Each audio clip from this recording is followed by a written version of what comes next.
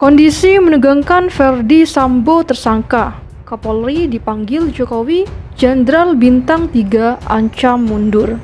Iya, sejak awal kan saya sampaikan, usut tuntas. Jangan ragu-ragu. Jangan ada yang ditutup-tutupi. Ungkap kebenaran apa adanya. Sehingga jangan sampai menurunkan kepercayaan masyarakat terhadap Polri. Itu yang paling penting. Citra Polri apapun tetap harus kita jaga. Dan ini juga merupakan komitmen kami dan juga menjadi penekanan Bapak Presiden untuk mengungkap kasus ini secara cepat, transparan, dan akuntabel. Dan tadi juga beliau perintahkan jangan ada yang ragu-ragu, jangan ada yang ditutup-tutupi, ungkap kebenaran apa adanya. Jangan sampai menurunkan kepercayaan masyarakat terhadap Polri. Saya tidak akan masuk ke substansinya kecuali satu hal, bahwa Presiden minta agar ini dibuka dengan sejujur-jujurnya.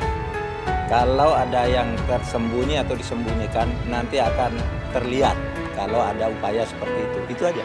Selama proses penyidikan yang dilakukan, Barreskrim Polri telah menetapkan 4 orang tersangka. Yang pertama, Barada RE. Yang kedua, Bribka RR. Yang ketiga, tersangka KM. Yang terakhir, Irjen Pol FS.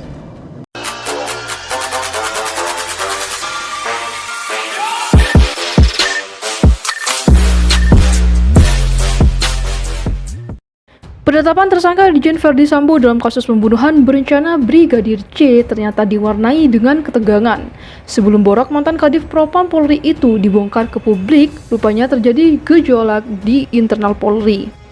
Bahkan ada seorang Jenderal Bintang 3 yang mengancam mundur dari Polri jika Kapolri Jenderal Listio Sigit Prabowo tidak menetapkan Verdi Sambo sebagai tersangka. Seperti diketahui pada 9 Agustus 2022, Kapolri Jenderal Listio Sigit Prabowo mengumumkan penetapan tersangka Verdi Sambo. Dalam konferensi pers yang berlangsung di Mabes Polri pada Selasa 9 Agustus 2022, Jenderal Pol Listio Sigit Prabowo membeberkan beberapa fakta terkait aksi sadis Verdi Sambo. Kala itu, Jenderal Pol Listio Sigit Prabowo menegaskan bahwa tidak ada peristiwa tembak-menembak yang sempat diuraikan oleh Barada E di awal kesaksiannya. Perkembangan baru ditemukan bahwa tidak ditemukan fakta peristiwa tembak-menembak seperti yang dilakukan. Saya ulangi, tidak ditemukan fakta peristiwa tembak-menembak seperti yang dilaporkan awal, imbuh Jenderal Listio Sigit Prabowo saat itu. Di momen itu, Jenderal Listio Sigit Prabowo membongkar bahwa sosok yang menyuruh Barada E untuk membunuh Brigadir C adalah Verdi Sambo.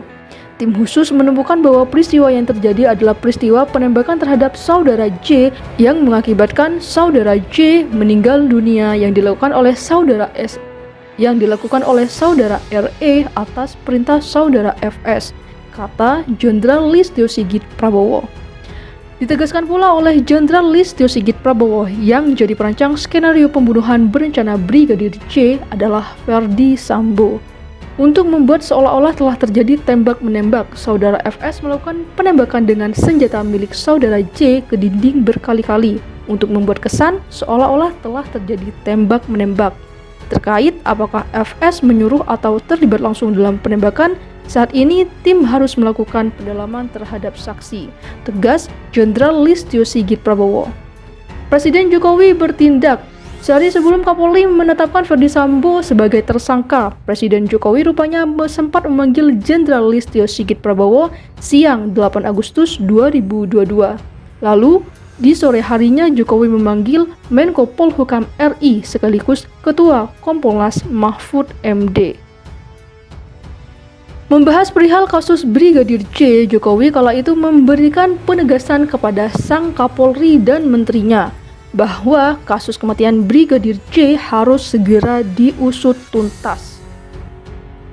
Sebab jika tidak segera dituntaskan menurut Presiden Jokowi, kasus Brigadir J akan menemui masalah baru. Percakapan dengan Jokowi dan ketegangan sang presiden tersebut disampaikan oleh Mahfud MD saat diundang ke program Indonesia Lawyers Club. Presiden menegaskan lagi, kata Presiden, ini masalah menyangkut marwah negara dan Polri. Saya sebagai Presiden percaya kepada Polri. Percaya kepada Kapolri bisa menyelesaikan masalah ini, karena ini adalah masalah sederhana, tapi harus cepat penanganannya. Artinya, kalau tidak cepat bisa ada masalah, ungkap Mahfud MD dikutip pada Senin 15 Agustus 2022. Tak lama dari pertemuan itu, Kapolri pun segera bertindak. Hingga berselang 1 hari kemudian, Kapolri mengumumkan penetapan tersangka atas Ferdy Sambo di depan Satu Indonesia. Melihat keberanian Kapolri dan tim sus mengungkap tabir kematian Brigadir J, Mahfud MD memberikan apresiasi yang setinggi-tingginya. Saya kira cara mengawal seperti ini di dalam kasus yang rumit seperti ini dan banyak barikade di lingkungan Polri sendiri. Saya memberi apresiasi yang tinggi kepada Kapolri, kepada tim sus yang telah berani, ungkap Mahfud MD. Bukan tanpa alasan memang Mahfud MD memuji Kapolri dan tim sus. Sebab ternyata sebelum Ferdy Sambo ditetapkan sebagai tersangka, ada seorang jenderal bintang 3 menghadap Kapolri. Sang jenderal menyebut dirinya akan mundur jika penyidik enggan menjadikan Ferdy Sambo sebagai tersangka. Saya tahu ada seorang jenderal bintang 3 yang datang, yang kemudian berkata kalau Bapak tidak mau laporan ini, segera tersangkakan Ferdy Sambo, besok pagi saya mundur, pungkas Mahfud MD.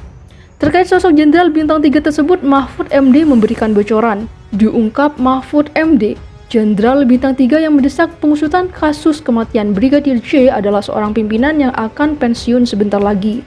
Karena saya sudah mau pensiun, ini tidak ada gunanya juga kalau saya dicemari, tidak mampu mengungkap kasus ini. Yang begitu-begitu publik tidak tahu, imbuh Mahfud MD. Kendati memberikan bocoran sosok jenderal bintang 3 yang mendesak Ferdy Sambo jadi tersangka, itu hingga kini masih menjadi misteri.